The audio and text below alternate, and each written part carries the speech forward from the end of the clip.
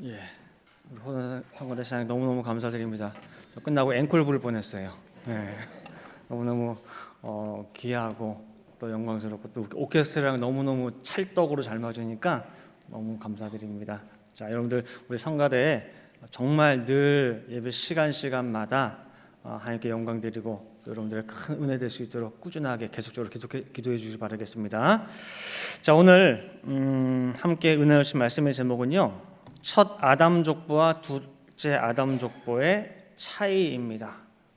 자, 우리가 이제 수요 예배 때 구속사 시리즈를 이제 한 권씩 이제 배워 나가는데 9권 이제 성막과 언약궤를 다 마치고 이제 지난 수요일부터 1권 이제 창세기 족보를 이제 시작을 했어요. 근데 어떤 분들은 1권 그러니까 뭐예요? 흥미가 딴 거에 비해서 좀 떨어져요. 왜냐? 가장 많이 읽은 책이 1권. 세미나 때 가장 많이 들은 공부가 1권. 예전에 전도인 발표하느라고 가르친 경험이 제일 많은 것도 1권. 그만큼 익숙하고 웬만한 내용을 잘 알고 계셔요. 근데 저는 개인적으로 제일 아는 것 같은데 모르겠는 책이 사실 1권이에요. 가르칠 때마다 이런 게 다 있었구나, 또 이런 부분이 있었네라고 감추인 것들이 계속 나오는 책이 1권이에요. 그래서 오늘 설교도 1권 구속사를 이렇게 준비하는 가운데에 나와서 이렇게 다시 한번 살펴보고자 오늘 준비했습니다. 그래서 특히 아담에 대해서 한번 살펴볼 텐데요. 지금 세계 인구가 얼마나 되는지 아시죠?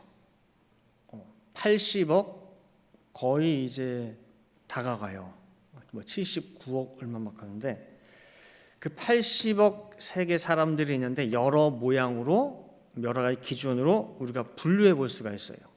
인종별로, 민족별로, 언어별로. 근데 가장 간단하게는 뭐예요? 남자와 여자로 분류할 수 있겠죠. 그러니까 우리가 분류를 할 수가 있어요. 자, 성경도요, 수많은 사람들이 등장을 하는데 여러 가지 방법으로 이 사람은 이쪽, 이 사람은 이쪽 분류할 수가 있어요. 셋 계열에 속한, 또 가인 계열에 속한 족보로 나눌 수도 있고, 유대 민족, 이방 민족, 왕들은 악한 왕, 선한 왕, 그런 식으로 믿는 사람, 안 믿는 사람 나눌 수가 있어요. 근데 오늘 우리가 살펴보자는 건 뭐냐면요, 사람을 분류할 때에 이렇게도 분류할 수 있어요. 두 사람으로 분류할 수 있어요. 두 사람. 많고 많은 사람들이 있는데, 수십억의 인구가 있는데 단 두 사람의 카테고리로 나눌 수가 있어요. 어떤 사람들은 첫사람으로, 그 다음에 또 어떤 사람들은 둘째 사람, 즉 첫 아담과 둘째 아담으로 나눌 수가 있다는 거예요. 첫 아담은 창세기 2장 7절 흙으로 지음받고 창세기 3장에 타락한 그 첫사람을 얘기합니다. 둘째 아담은 말씀이 육신을 입고 하늘에서 땅으로 임하신 예수 그리스도를 말합니다. 그래서 고린도전서 15장 47절 말씀해 보시면은요, 두 사람이 등장을 해요. 첫 사람은 땅에서 났으니, 그렇죠? 흙에 속한 자이거니와 둘째 사람은 하늘에서 나셨느니라. 그래서 모든 사람은 이 두 사람의 범주 안에 다 들어가게 돼 있어요. 인간 역사 난다긴다 수많은 사람들이 오고 갔고 지금 살고 있지만은 결국은 이 두 아담 안에 다 속하게 돼 있어요. 첫 아담에 속하거나 둘째 아담에 속하거나 둘 중에 하나예요. 그럼 어느 쪽이 더 많을까요? 어느 쪽에 속한 사람들이? 그렇죠. 대부분의 사람들은 전부 다 첫 아담에 속해요. 99.999% 이상. 극히 적은 숫자의 사람만이 둘째 아담에 속하죠. 그렇다면 첫 아담에 속하는 사람들의 특징과 둘째 아담에 속하는 사람들의 특징이 무엇인지, 그 차이가 어떠한 건지 한번 족보를 통해서 한번 살펴보도록 할게요. 일대적으로요, 두 아담의 족보 모두 방대한 내용을 담고 있는 책이다라는 거예요. 자, 여러분들, 첫 아담의 족보가 창세기 5장에 등장을 해요. 자, 창세기 5장 1절 말씀 보시면은요, 아담 자손의 계보가 이러하니라, 즉 아담 자손의 족보가 이러하니라는 뜻이에요. 근데 이 계보라는 이 말이 우리 히브리어로 보면은 여러분 잘 알다시피 뭐예요? 히브리어로 세페르 톨레도예요. 톨레돗은 족보란 뜻이에요. 아담의 족보다 그러면 아담의 톨레돗 그러면 돼요. 근데 그 앞에 뭐가 붙었어요?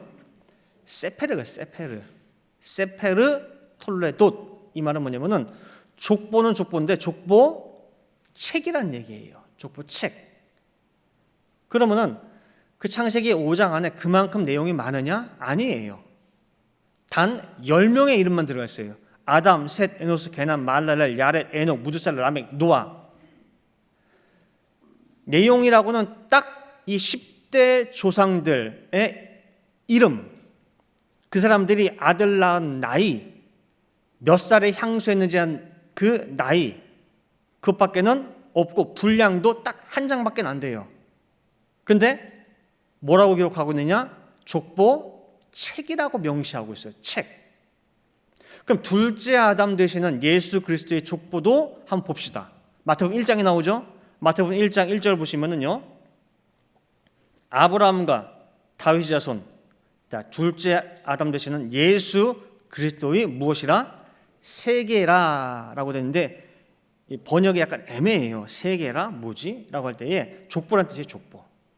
마태복음 1장 1절 이 세계라고 하는 이 원어 헬러가 보면은요, 비블로스 게네세우스라고 해요. 비블로스 게네세우스. 게네세우스는 족보란 뜻이고 비블로스는 뭐예요? 책이에요. 책. 이 둘째 아담 예수님의 족보도 사실은 마태복음 1장 딱 한 장밖에 안 돼요. 그 안에 여러 사람의 이름들이 쭉 나열이 되어 있을 뿐이지 특별하게 책이라고 할 수가 없는데 뭐라고 됐냐? 책이래요. 즉, 첫 아담과 둘째 아담의 족보는 뭐냐? 단지 한 사람 한 사람의 이름으로 끝나는 것이 아니라 그 안에, 이름들 안에 하나하나마다 사연이 있고 사건이 있고 더 나아가서 그 시대가 담겨져 있다라는 거예요. 시대가. 자, 제가 예를 들어 볼게요. 자주 쓰는 예인데, 이승만, 윤보선, 박정희, 최규하, 전두환, 노태우, 김영삼, 다 무슨 이름이죠? 대통령 이름이죠.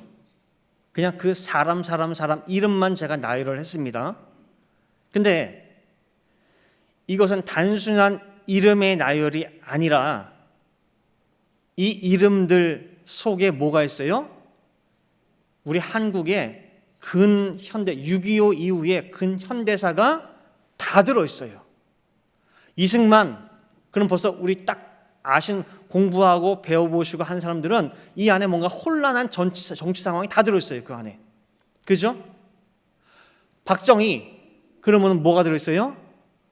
뭔가 우리나라가 막 부흥하고 중공업이 육성이 되고 뭔가 경부고속도로가 깔리고, 그러나 그 안에 또 뭔가 또 다른 어두운 부분도 있고, 다양한 박정희 이름 안에 많은 한국의 역사가 다 그 안에 담겨져 있단 말이에요. 마찬가지로 족보의 이름들 속에 그 시대가 담겨져 있고 그 시대의 사람들이 어떤 신앙의 모습들을 가지고 있는지가 다 담겨져 있다는 거예요. 자세히 살피고 연구하는 가운데 그 시대를 들여다보라는 거예요.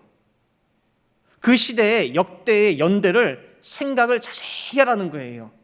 연구해요. 그리고 그 시대의 아비와 어른들에게 물어보라는 거예요.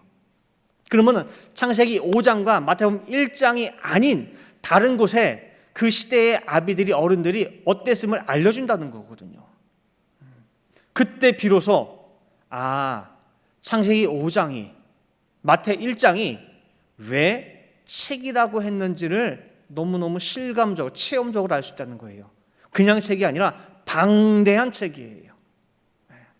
그만큼 함축되고 에센스가 그 안에 있으니까 잘 보라는 거예요. 그게 첫사람과 둘째 아담의 족보책 특징이에요. 이대지로 이 족보를 기록함에 일정한 패턴이 있다는 거예요. 창세기 5장과 마태복음 1장.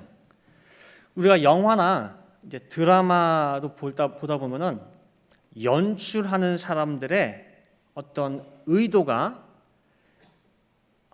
장면을 통해서 아니면 대사를 통해서 심지어는 그 배경 하다못해 작은 소품을 통해서도 이게 깔려 있어요. 뭘 나타내려고 하는지, 뭘 말하고 싶은지. 마찬가지로 창세기 5장 첫 아담 족보와 마태복음 1장 둘째 아담 족보를 기록함에 있어서도 하나님께서는 일정한 패턴을 가지고 기록하는 것을 볼 수가 있어요. 먼저 창세기 5장 첫 아담 족보의 패턴을 보면은요. 자, 어떤 게 있나 보면 창세기 5장 5절에 보면은 930세를 향수하고 죽었더라. 8절에 912세를 향수하고 죽었더라. 11절 905세를 향수하고 죽었더라. 14절 910세를 향수하고 죽었더라. 17절 895세를 향수하고 죽었더라. 20절 962세를 향수하고 죽었더라. 27절 969세 향수하고 죽었더라. 710세 향수하고 죽었더라. 뭐가 있어요? 패턴이 죽었더라.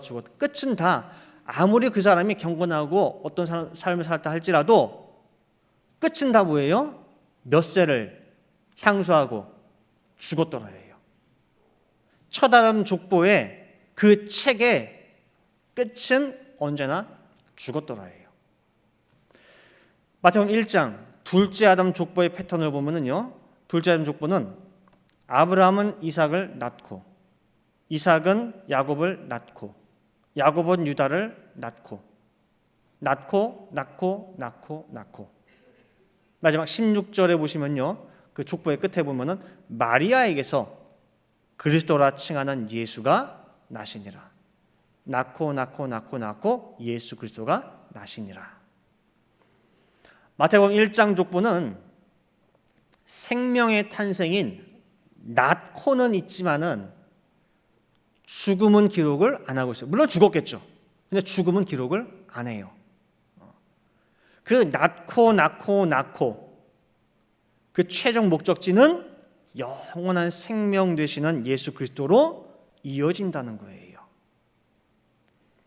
이처럼 두 족보의 가장 큰 차이는 첫 아담 족보는 사망의 족보고 둘째 아담 족보는 생명의 족보라는 거예요. 아무리 발버둥을 쳐도 첫 아담 족보 안에 있을 때에는 아무리 거기 나오고 싶어도 결국은 무덤 가는 족보가 첫 아담 족보예요. 그러나 아무리 가는 길이 힘들고 어렵고 험난하고 무시당하고 서럽고 억울하게 살았다 할지라도 그 둘째 아담 족보에 있을 때에는 마지막 끝은 반드시 뭐예요? 아름답고 영원한 생명으로 연결된다는 족보예요. 그게 둘째 아담 족보예요. 자, 이 두 가지 족보를 살펴봤고 패턴을 살펴봤고 3대지로 그럼 나는 어느 족보에 있는가? 다른 사람 둘째치고 내가 어디 있냐 그게 중요할 거 아니에요. 자, 여러분들은 어느 족보에 들어가고 싶으세요? 당연히 뭐 물을 필요가 없죠, 그죠? 자, 그럼 생명의 족보인데 지금 현재 내 족보는 뭐예요? 태어났을 때 우리가 당연히 타고난 족보는 좋으나 싫으나 첫 아담 사망의 족보예요. 이건 선택의 여지가 없습니다. 그래서 생명의 족보에 우리 이름이 기록되기를 간절히 바라는데 그게 언제 기록이 될 것이냐? 어떻게 기록이 될 것이냐? 그걸 내가 언제 확인할 수 있느냐? 그 나라 가서 천국 문 앞에서 확인하느냐? 더 나아가서 과연 그 생명의 족보에 옮기는 것이 어떻게 가능한 건가? 그렇게 두 가지 족보가 실제 있는가? 자, 고린도전서 15장 47절 48절을 볼게요. 고린도전서 15장 47절 48절. 자, 첫사람은 땅에서 났으니 흙에 속한 자이거니와 라고 해서 첫사람 아담은 어디에 속했대요? 흙에 속했어요. 둘째 사람은 하늘에서 나셨느니라. 무릇 흙에 속한 자는 저 흙에 속한 자들과 같고, 아담 하나로 끝나는 것이 아니라 그 족보 안에 수많은 흙에 속한 자들이 있어요. 거기 속한 자들이 있어요. 그죠? 그다음 무릇 하늘에 속한 자는 저 하늘에 속한 자들과 같으니 라고 해서 땅에 속한 자, 하늘에 속한 자, 땅과 하늘 두 사람을 지금 분리해서 서술하고 있습니다. 현재까지는 둘이에요. 근데 이 두 사람이 하나로 만나는 지점이 있어요. 하나로 만나는 지점. 거기가 어디냐? 라고 할 때 이어지는 고린도전서 15장 49절 말씀을 보시면은, 자 보세요. 우리가 흙에 속한 자의 형상을 입은 것 같이, 즉 뭐예요? 첫사람 아담에게 속하여 그 형상을 입은 것 같이 또한 뭐라는 거예요? 하늘에 속한 자의 형상을 입으리라. 그러죠? 우리가 흙에 속한 자의 형상, 그 족보를 타고난 것은 이미 입었어요. 이미 날 때부터 이미 첫 아담 족보를 타고 났어요. 근데 거기서 끝나는 것이 아니에요. 첫 아담 족보는 마지막에 무덤으로 끝나게 돼, 죽었더라로 끝나게 돼 있는데, 그것이 우리의 끝이 아니라 우리는 첫 아담의 형상을 입은 것 같이 또한 하늘에 속한 형상, 둘째 아담의 형상을 입는다는 거예요. 그래서 첫사람과 둘째 사람이 어디서 만나요? 어디서 만나? 방금 얘기했는데 어디에서 두 사람이 만나요? 우리 안에서 믿는 자 안에서, 믿는 우리 안에서 첫사람 둘째 사람이 하나로 돼요. 땅과 하늘이 만나게 되는 거예요. 그렇다면 이제 중요한 것은, 그런 역사가 있구나. 그럼 이제 중요한 것은 우리가 어디에 속해 있느냐를 점검해 봐야 돼요. 내 위치를. 내가 여전히 말씀 받았다고 하지만 여전히 첫사람 아담의 족보냐, 아니면 그 족보를 둘째 아담의 족보로 옮겨가고 있는 상황이냐를 알아야죠. 그거를 가늠하기 위해서, 내 위치를 가늠하기 위해서 두 족보를 비교해 본 거예요. 자, 살펴본 대로 생명의 족보, 둘째 아담 생명의 족보는, 그리고 거기 속한 자에게는 모든 것이 소망으로 변하고 생명으로 변합니다. 다시 말하면은 이 생명의 족보를 품고 있는 사람은 모든 것이 생명이고 소망이에요. 자, 마태복음 1장 예수님의 족보, 거룩한 족보죠. 맞아요. 이제 또 무슨 윤 목사님이 또 다른 얘기를 하실까봐 대답도 안 하셔요, 이제는. 자, 예수님의 족보 마태복음 1장 거룩한 족보예요, 아니에요? 거룩한 족보예요. 그럼 거기에 나오는 한 사람 한 사람 전부 다 거룩합니까? 안 거룩합니까?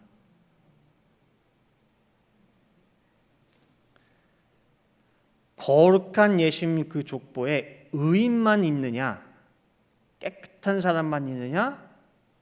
경건한 사람만 있느냐? 아니에요. 저도 예수님 족보에 이 사람이 왜 등장하지? 왜 이 사람이 옥에 티같이 껴있지? 거기에 선한 사람만 나오는 게 아니에요. 경건한 사람만 나오는 게 아니에요. 그 안에 시아버지랑 관계한 며느리 등장하죠. 다말. 그죠? 술집에서 이 나노 젓가락 두들기면서 오늘은 이 남자, 내일은 저 남자, 기생인 누구 등장해요? 라합 등장하죠. 왕 중에서 왕 되자마자 선한 아우 자기 6명 아우부터 쳐 죽여버렸어요. 자기 왕이 노릴까 봐. 죽을 때도 비참하게 죽었어요. 슬퍼하는 사람 한 명도 없이 창자가 빠져나가 죽은 사람 누구예요? 여호람 왕. 하나님이 남유다만큼은 참아주고 그래도 뭐예요? 용서했는데 이 왕 때에 가서는 도저히 못 참고 내가 유다를 멸망시켜야겠다 결정할 정도로 최고 악함의 정점을 찍은 사람이 있어요. 누구예요? 므낫세. 근데 그 사람들도 뭐에 다 예수님 족보에 기록되어 있어요. 왜 이 사람들 들어가 있지? 여러분들 만약에 내 어머니 중에 할머니 중에 니나노 그 기생이 있다 얘기합니까? 동네 창피해서 누가 얘기합니까 그를? 근데 예수님 족보에는 다 있어요. 다 있어. 온갖 추악한 모습들을 가진 인간 군상들이 다 있지만은 그 모든 사람들을 다 끌어안고 결국에는 예수 그리스도라고 하는 인류 구원의 꽃, 찬란한 생명의 꽃을 피웠다는 거예요. 선하고 경건한 사람들만 모아가지고 그 일을 한 것이 아니라 추악하고 더럽고 손가락질 받는 모든 인간들까지도 다 끌어안고 둘째 아담의 족보에서는 그것들마저도 소망으로 바꾸고 희망으로 바꿔서 결국에는 생명으로 다 수렴시켰다는 거예요. 자, 로마서 8장 28절 말씀 볼게요. 우리가 알거니와 하나님을 사랑하는 자 곧 그 뜻대로 부르심을 입은 자들에게는 모든 것이 합력하여 그 사람에게 주어진 모든 상황과 사람과 모든 것 다, 그럼 그 모든 상황 속에 좋은 일만 있을까요? 좋은 사람만 나타나요? 아니에요. 모든 것 속에는 좋은 거, 싫은 거, 추악한 거, 더러운 거 다 포함돼요. 그 모든 것을 다 뭉뚱그려 다 모아가지고 합력해가지고 뭘 만들어버린대요? 선을 이루느니라.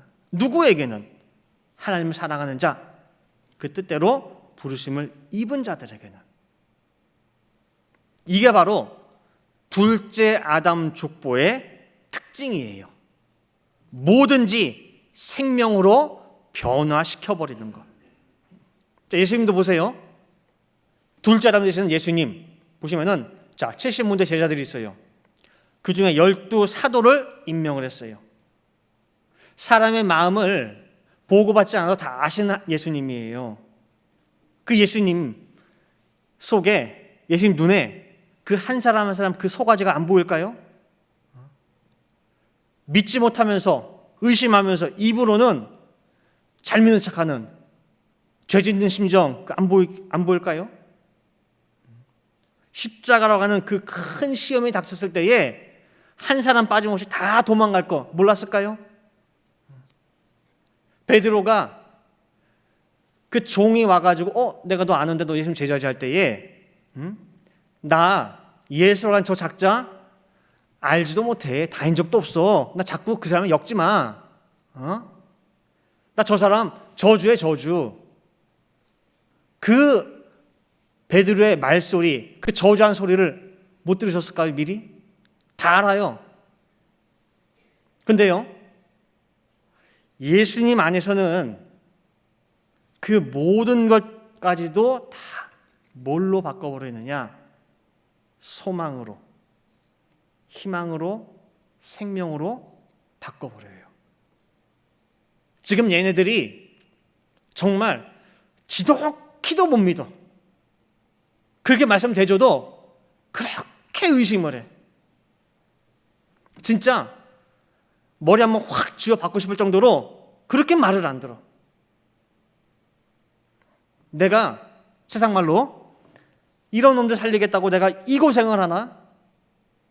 내 스스로가 볼 때 너무너무 한심스럽기도 하고 나를 보내신 아버지가 원망스럽기도 하고 내가 왜 이러고 있나 싶기도 할 거예요.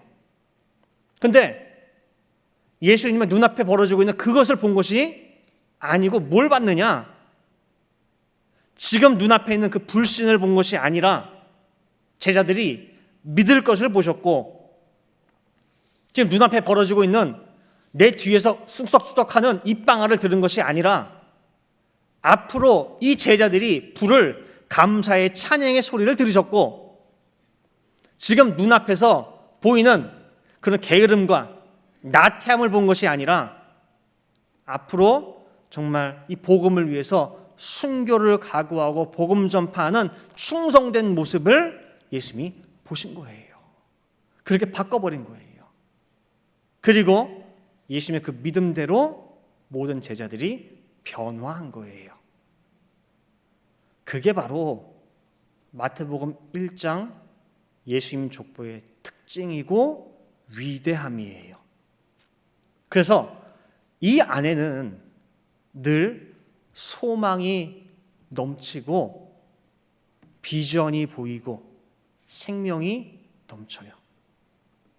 인간 말종들이라고 하는 그 다 포기한 그 사람들도 이 안에만 들어오면은 생명의 열매로 거듭나는 거예요.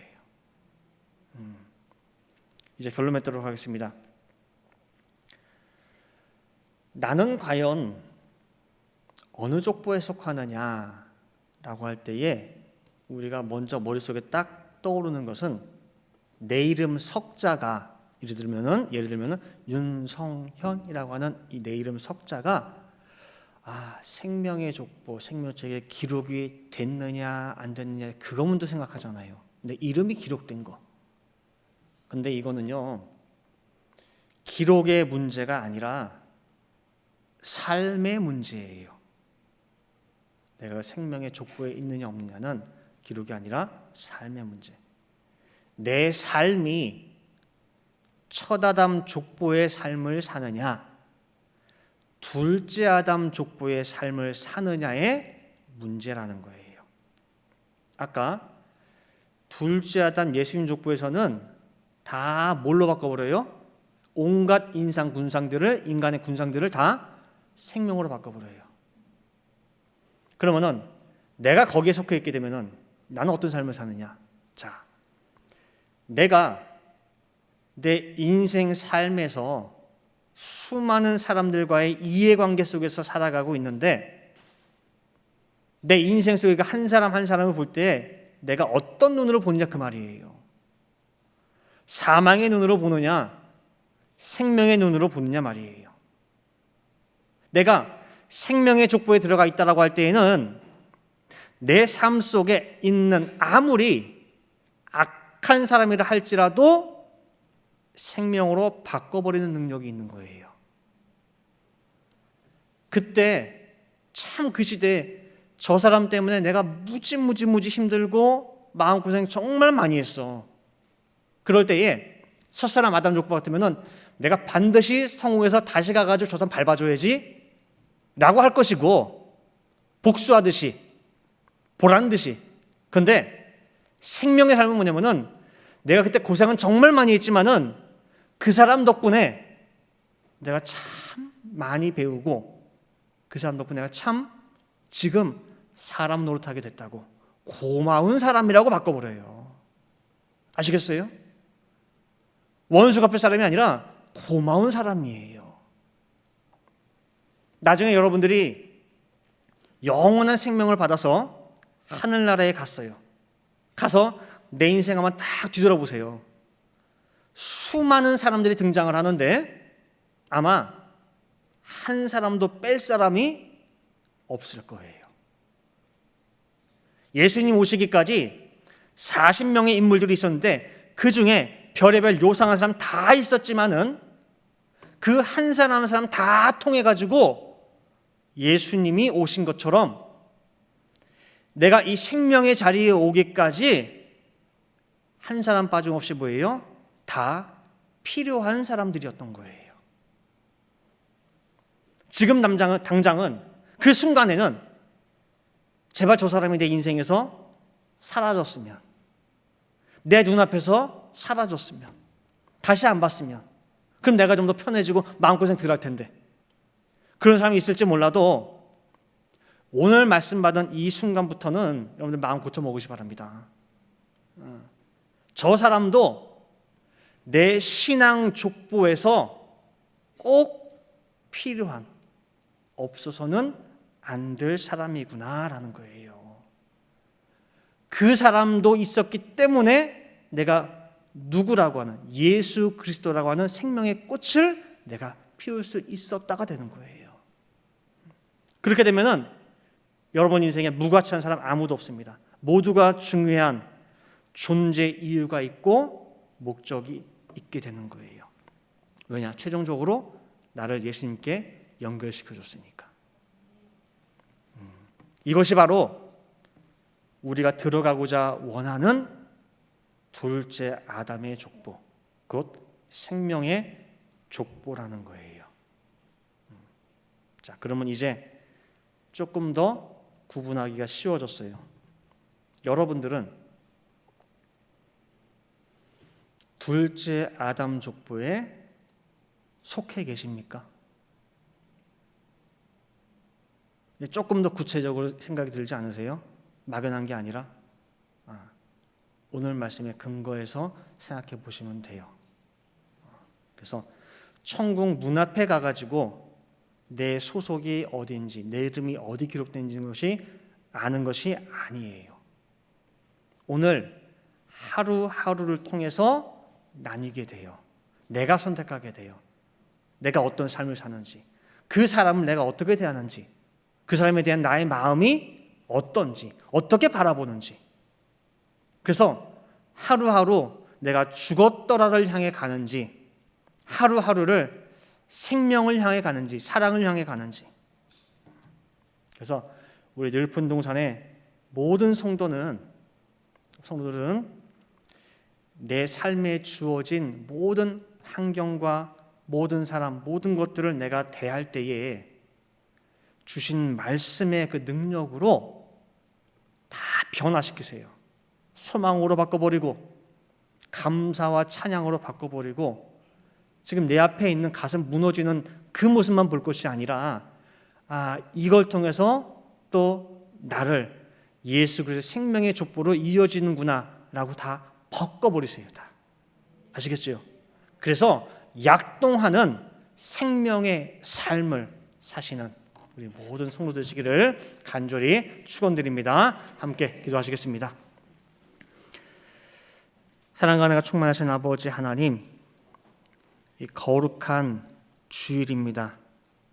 거룩한 주일, 거룩한 아버지의 백성이 정말 아버지 앞에 거룩한 예배를 드렸습니다. 아버지 기쁘게 흠양하여 주시고 신령한 하늘의 축복, 다함이 없는 하늘의 은혜를 허락하여 주시어서 저희들 늘 삶 가운데에 에녹과 같이 하나님과 동행하며 살아갈 수 있는 저희 모든 성도 될 수 있도록 인도하여 주시옵소서. 이 세상에는 두 족보의 기록이 될 수밖에 없습니다. 첫사람 아담 사망의 족보냐, 둘째 아담 생명의 족보냐. 내 이름 석자가 어디에 기록되느냐가 중요한 것이 아니라 정말 나의 하루하루 오늘의 삶이 절망적인 상황 속에서도 정말 희망을 보고 정말 어렵고 힘든 고난의 삶 속에서도 나를 향한 하나님의 뜻을 생각하며 그것을 생명으로 바꾸는 삶을 사느냐, 우리의 날마다의 삶이 어느 쪽에 사는지를 선택하며 살아가는 줄 믿습니다.